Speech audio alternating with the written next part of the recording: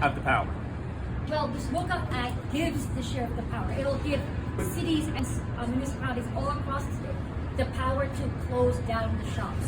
Just like if there's a restaurant with health violations, it gets shut.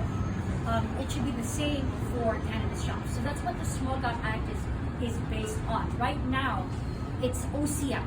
It's the state cannabis office, which is charged with shutting down the shops.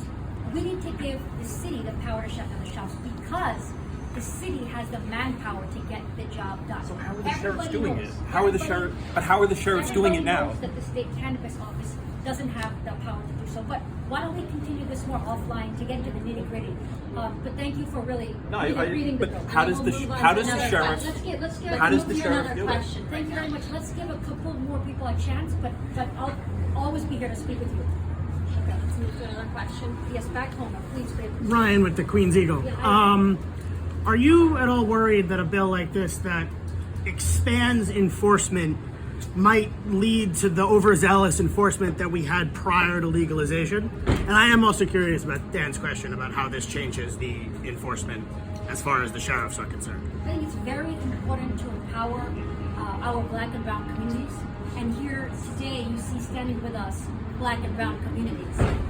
And when the cannabis law was passed, the decriminalization was so key because for young people of color to be in prison for low-level marijuana offenses is unacceptable. And I know that everybody standing with us today agrees with that concept. But this is simply to take care of the illegal shops, and it implements a common sense mechanism to shut them down. That's all this does. And it does nothing more than that. We Thank want you to for your cut question. them out now. Yes.